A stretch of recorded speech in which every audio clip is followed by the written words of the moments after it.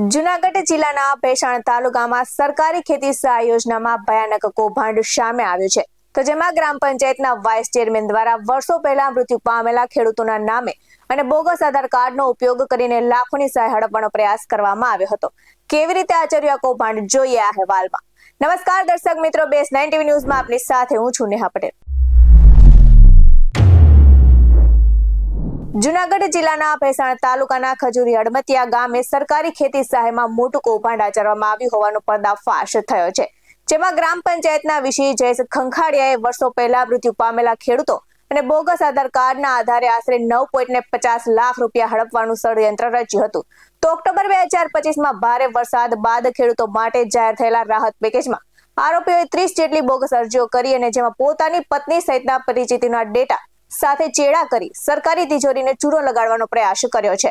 જોકે ગ્રામ સેવકોની સતર્કતા અને ટીડીઓની તપાસમાં ગંભીર ભ્રષ્ટાચાર બહાર આવતા ભેસાણ પોલીસે વીસી સામે છેતરપિંડી અને વિશ્વાસઘાતનો ગુનો નોંધી વધુ તપાસના ચક્રો ગતિમાન કર્યા હતા. તો સરકારી તિજોરીને કરોડોનો ચૂનો લગાડવાનું ષડયંત્ર રચ્યું હતું. તો ઓક્ટોબર 2025માં પડેલા ભારે વરસાદને કારણે ખેડૂતોનો તૈયાર પાક નિષ્ફળ ગયો હતો અને આ નુકસાનીના વળતર રૂપે સરકારે પ્રતિ હેક્ટર સહાયની જાહેરાત કરી હતી. તો આ સહાય મેળવવા માટે ઓનલાઈન પોર્ટલ પર અરજી કરવાની જવાબદારી ગ્રામ પંચાયતના વીસી જયેશ રામજીભાઈ ખંખાડિયાને સોંપવામાં આવી હતી. અને આ પ્રક્રિયાનો લાભ ઉઠાવીને જયેશ ખંખાડિયાએ સરકારી તિજોરીને કરોડોનો ચૂનો લગાડવાનું ષડયંત્ર રચ્યું હતું.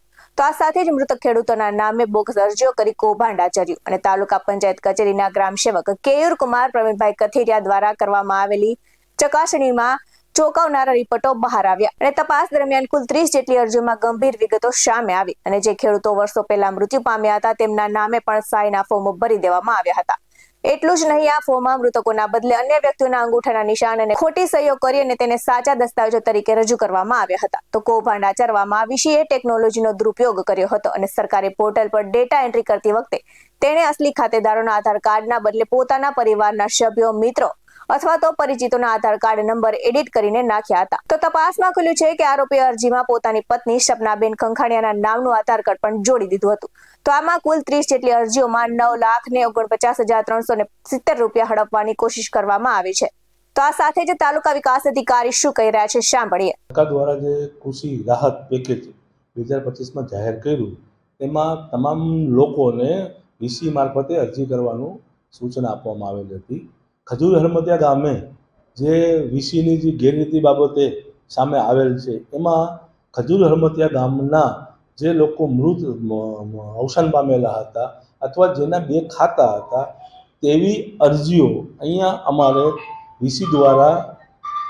વીસી દ્વારા અરજી કરવામાં આવેલ તે અમારા ગ્રામસેવક દ્વારા બલ્કની ચકાસણીની અંદર એને વિસંગતતા જણાયા આવતા એ તમામ અરજીઓ ગ્રામસેવક કક્ષાએથી નામંજૂર એટલે કે રિજેક્ટ કરવામાં આવી હતી અને એ રિજેક્ટની વિગતો ઉપલી કક્ષાએ મોકલતા ત્યાંથી તપાસ નિમણૂક કરવામાં આવી અને તપાસની બાદ એ તમામ અહેવાલ જોતા આ જે અરજીઓ છે, જે મૃત માણસો છે, અવસાન પામેલા છે અથવા 2 ખાતેદાર છે એવા તમામની અરજીમાં વિસંગતતામાં જવાબદાર વીસી ઠરેલ હોય, જેથી વીસી ઉપર પોલીસ ફરિયાદ કરી અને આગળની કાયદેસરની કાર્યવાહી કરવામાં આવેલ છે.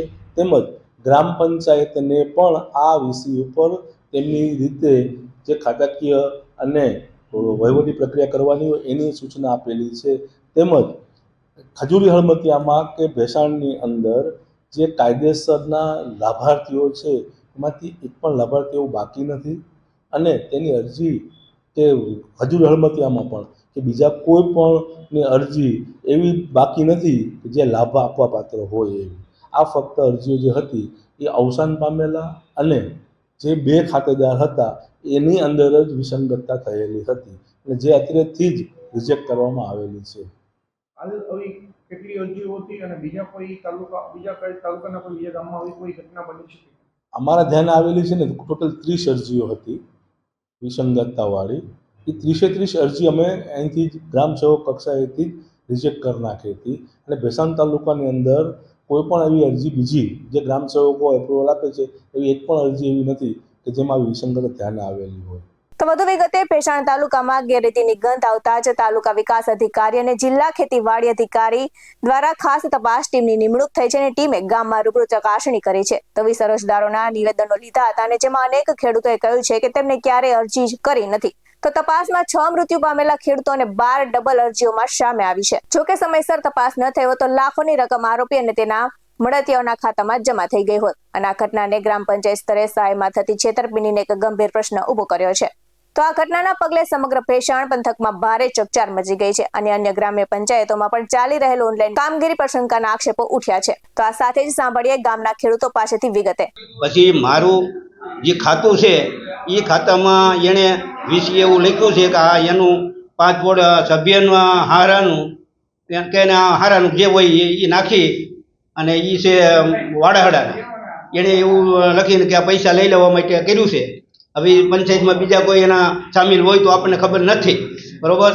પછી અટાણે અમને ધમકીઓ આપે છે કે તમે આ શું કરવા જાહેર કર્યું, ખોટા કેસ કરે છે કે અમારી માથે કે અમે એને ધમકીઓ દઈએ એવા કેસ કરે કે અમે એને ધમકી અમે કોઈને કંઈ કીધું નથી છતાંય અમારી માથે એવો ધમકીનો કેસ માર્યો છે કે આ મારવા ઘરે આવે છે. એવું શેના ફોર્મ ભરાતા હતા અમારે આ જે સહાયના અટાણે સહાય આવે સરકારી જે આ નુકસાનની એના ફોર્મ ભરાતા હતા અને એ માટેના પૈસા હતા.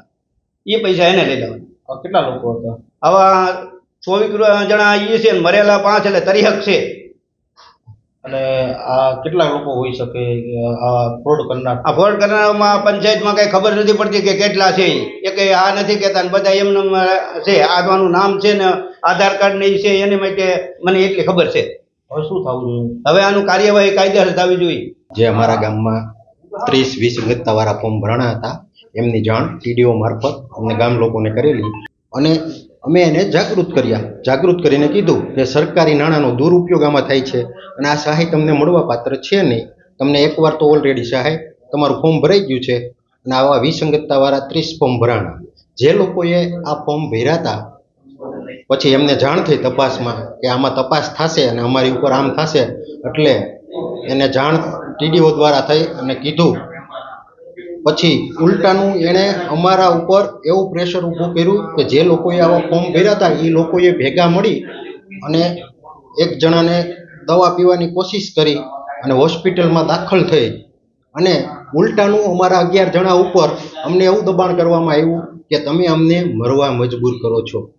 મૂળ આરોપી છે એવો એણે આવો સ્ટન્ટ કરેલો છે અને અમને ફસાવવા માંગે છે. કોણ છે મૂળ આરોપી? મૂળ આરોપી જે આ ફોર્મ ભર્યા એ ગ્રામ પંચાયતના સભ્ય અને વીસી ને એ બધા છે. હવે શું થવું જોઈએ? હવે આની ઉપર કાયદેસરની કડક કાર્યવાહી થવી જોઈએ. સરકારના નાણાંનો દુરુપયોગ થતો હોય તો સરકારે આમાં સંપૂર્ણ ધ્યાન આપવું જોઈએ. સરકારને પણ મારે એવું નિવેદન કરવું છે કે તમે એક દાખલો બેસાડો કે આવી રીતે તમારા નાણાંનો દુરુપયોગ ન થાય એવું તમે આમાં નિવેદન લઈ અને કડક સજા કરો. આ સાથે સાંભળીએ ખજૂરી અડમતિયાના સરપંચ પાસેથી. અત્યારે હું હાલમાં સરપંચ તરીકે ફરજ બજાવું છું ખજૂરી અડમતિયા ગ્રામ પંચાયત.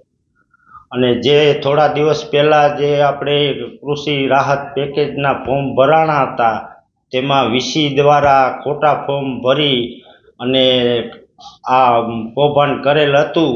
તેની અંદર ગામ લોકોની જાણ થતાં ગામ લોકોએ બધાએ ભેગા થઈ તાલુકા પંચાયત ટીડીઓ ઓફિસમાં જઈ અને તેમની ફરિયાદ દાખલ કરેલ છે અને ટીડીઓ સાહેબે તાત્કાલિક ટીમ બનાવી અને જે 30 જણાના ઓલા નામ ખોટા હતા એને અહીંયા ખજૂરી અડમતિયા ગ્રામ પંચાયતે બોલાવી અને તેમના નિવેદન લઈ અને તે વીસીમાંથી કાયદેસરની કાર્યવાહી કરેલ છે અને પોલીસ ફરિયાદ પણ થયેલ છે.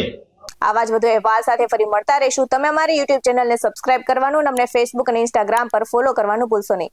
બાકી નવી અપડેટ્સ મેળવવા માટે આપ જોતા રહો BS9 TV ન્યૂઝ. નમસ્કાર.